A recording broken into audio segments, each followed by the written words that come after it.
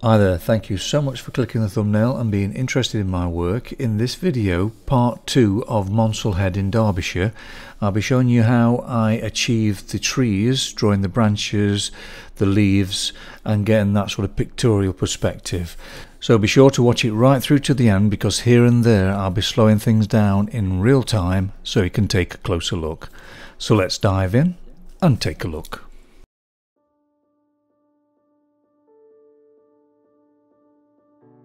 This is where we left it in part 1. Here's the colours I'm using for the underdrawing of the trees. Before I started with the trees and leaves, I decided to get the actual contrast right, so I'm trying to get the darkest areas in first, so it gives me an idea then of the values, correct values, and the chroma. So I'm just working on here, just shaping up the fence again and the posts. Now I'm using burnt umber and that purple blue here to mix together, just to try and get that depth of the shadow area. I might have to use a little bit of black later, but I'll try and mix it if I can. Adding some olive green now and dark green for the moss on the actual post.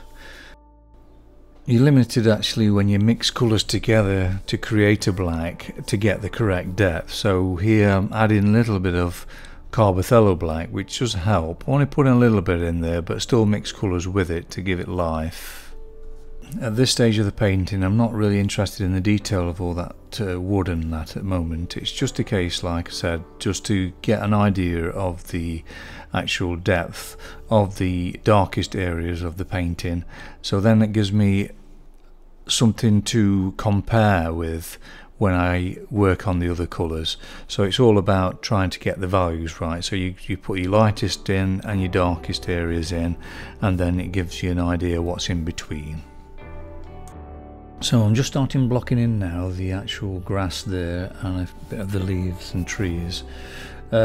Just basically just getting the shape correct. So all the underdrawing is basically to get the actual outline sorted and everything in the right place. So you're just blocking in, and I'm using sort of olive green, there's dark green here I'm using, and lemon yellow. So to get a bit of chroma in there, I'm putting lemon yellow. Now sometimes I use the white first and then glaze over the top, just to give that sort of freshness. Now I'm experimenting now with a few greens from the Caran range, because they're quite rich in vibrancy. So I'm mixing a few of those in now. Just you have to play to start with and see what colours you've got in your kit, and see if you can get something very similar in colour. It does help, and then you can just change it up later with just putting the primary colours on if you wish to. Now just tidying up the sort of skyline there and making sure that's correct before I start putting the leaves over the top. So you'll find with sky it tends to be a little bit pinker on the horizon and purplier, and what I'm doing here is mixing Caran blues with the cold red and creating that sort of purpley grey colour, and then just reshaping things just in preparation for when I start putting the branches over there. Right, so using light ultramarine from the Conti Paris range, what I'm doing is just mapping out some of the branches to start with. The reason I'm doing that in blue is that if I make a mistake, I can rub that branch out and that becomes a cloud again, because it's part of the cloud colour. If I went straight in there with brown, it makes it more difficult, makes it more muddy if you start changing things around. Here I'm using the 708 Carbothello grey to go over that blue where the branches are, once I'm happy with the placement. See, grey's a great colour. You can always glaze colour over the top of that again, so you're slowly but surely getting the density correct. So you're going light blue, then dark grey, then whatever colour. What I decided to do is just block in a small section and then go over them with the rich colours and then the details. So it's getting one part or one section of it right, or close to right, first before moving on.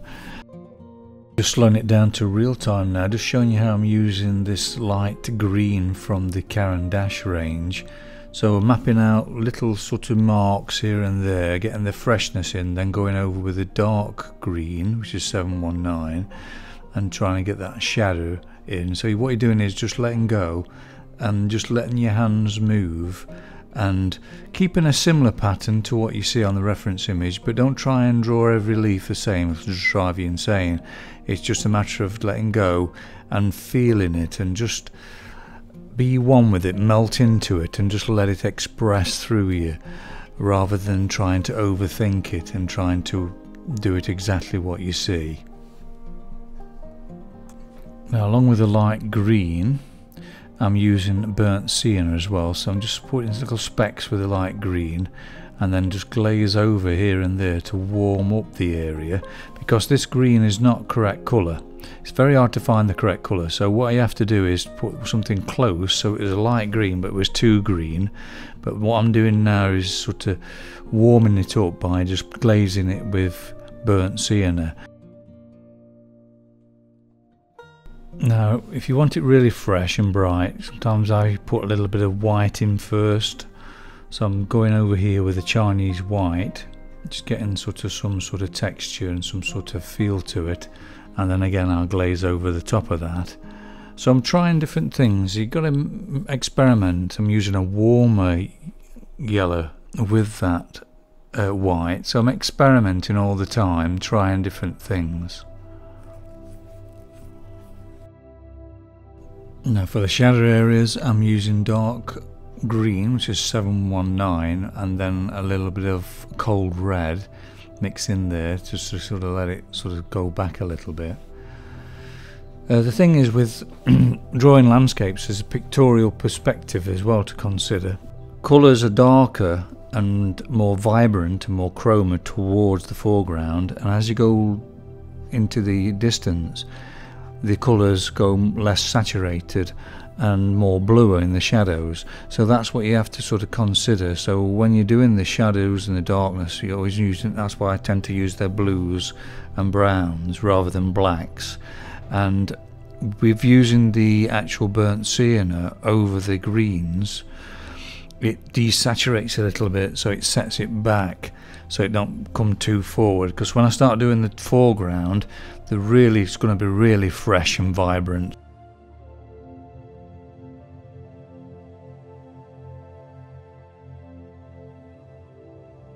Here's some real time now, just showing you how I'm putting the branches in. What I'm doing first is using the 708, going over that blue I put on earlier. You probably can't really see it here, but there's like a little very faint blue line what I've put in. And then just varying the pressure, putting more pressure where it's darker, less where it's lighter, and less where it's thinner.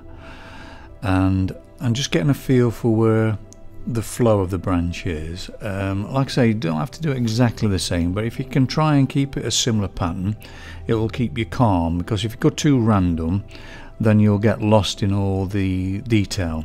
Now if you notice how far my fingers are to the tip of the pencil, it's quite a distance, and that keeps everything nice and loose and not so tight, and you get more of a flowy line then, rather than a sort of very jagged line.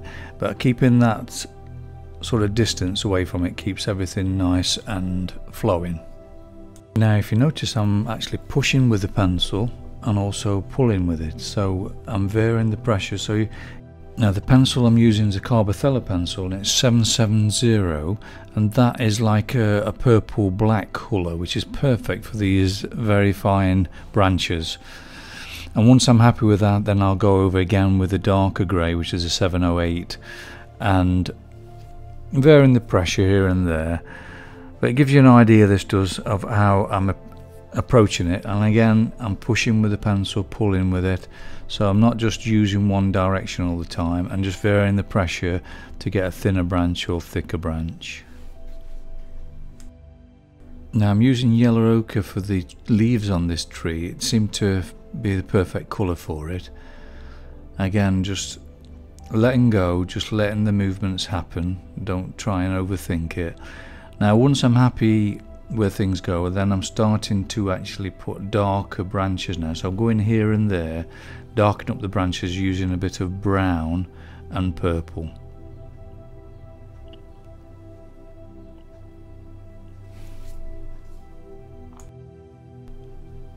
I'm now going with this 770 again, the Carbothello pencil. I'm putting them very fine branches here and there, and just be loose with it, just let it flow from you. And just putting in a little bit of dark brown here and there, not everywhere, just certain places, give it that sense of realism. Then it breaks up all those fine lines and it creates a little bit of interest and more realism to it.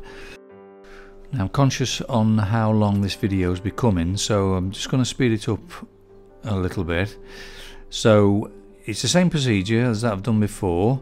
I will slow it down again to real time in places with areas I've not covered, so stick with it right till the end, but you've got an idea of what the procedure is, so it's nice just for you to actually see it develop.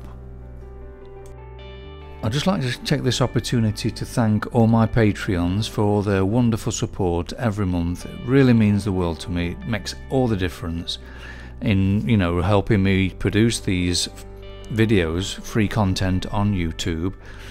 If you're considering joining me on Patreon and would like the benefit of longer, slower and more in-depth videos, please find the link in the description below.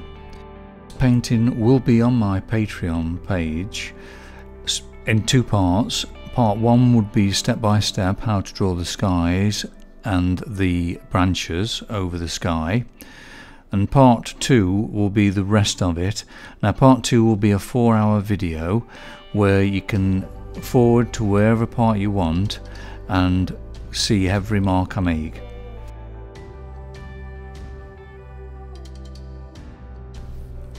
So the key thing here is to just see everything as blocks of colour and shapes.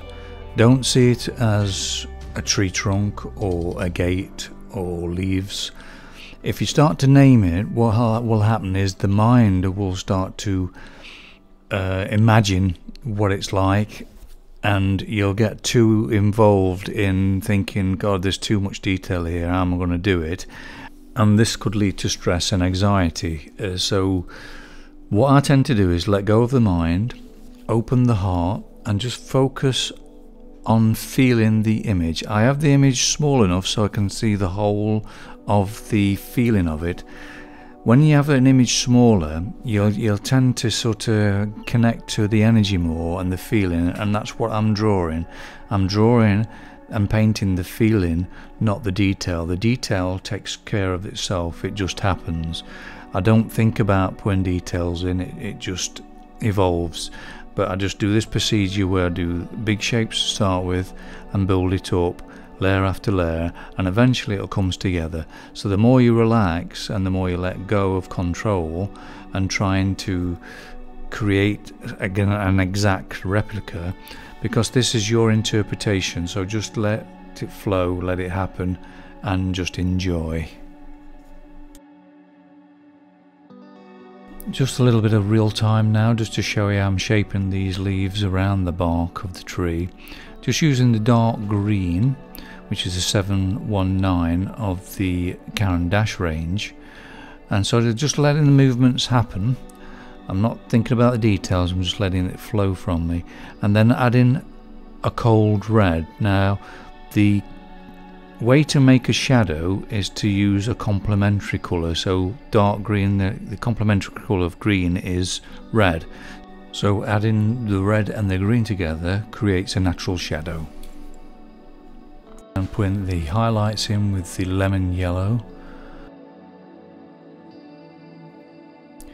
If you're enjoying this video, why not give it a like and share it with your friends? It will mean so much to me, as this will help my channel to grow.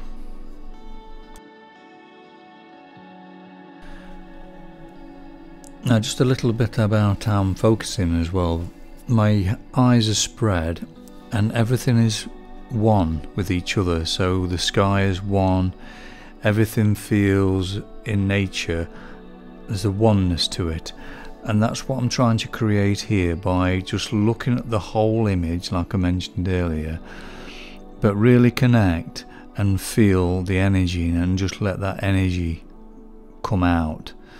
And always comparing the shades as well, so the values, you're comparing the values against other values, because what's slightly in the distance is less saturated. So if you've got like a bright green, just adding a bit of that burnt sienna in will lessen the vibrancy of it, and it'll give it depth. So I'm constantly aware of that as well as letting go. I'm aware of these things that needs to be done. All this is possible when you're aware and not thinking, because you can only think of one thing at a time, but you can be aware of many things. So by being aware, you can absorb all this information at one time, where if you were actually thinking, you're just focused on one thing, you'd probably just be totally focusing on doing a branch and a few leaves, but then you lose that feeling of everything else and it becomes separate. All your painting would become separate little bits, but when you switch on the awareness, it all becomes one.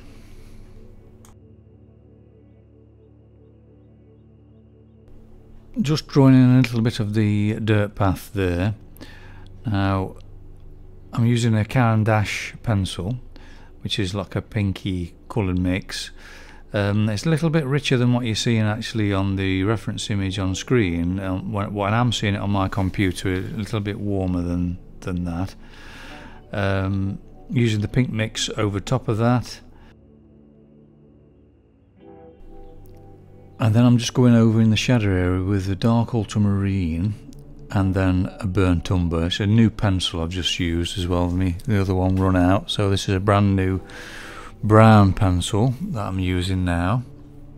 Mixing that with the blue creates natural shadows, better than using black, because you can add more burnt umber to make a warmer shadow, and if you want a colder shadow, just add more blue with it.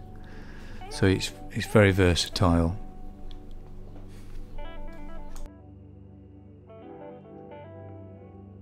What I tend to do when I do very complex paintings like this is to have loads of breaks. Just walk away from it, you know, go and walk in the garden if it's nice weather, or just sit in a room and be quiet and just connect and just be, and then come back all afresh then, because you can, no matter how much aware you are, there's times when you start to slip and the mind starts to creep in. It starts to feel a little bit tedious and a bit sort of can be overwhelming. So as soon as you start to feel that way, just walk away, get plenty of quiet breaks, and then keep coming back. That's the key. Just keep going away, be quiet, reboot yourself if you like, and then come back all afresh, and then you're raring to go again.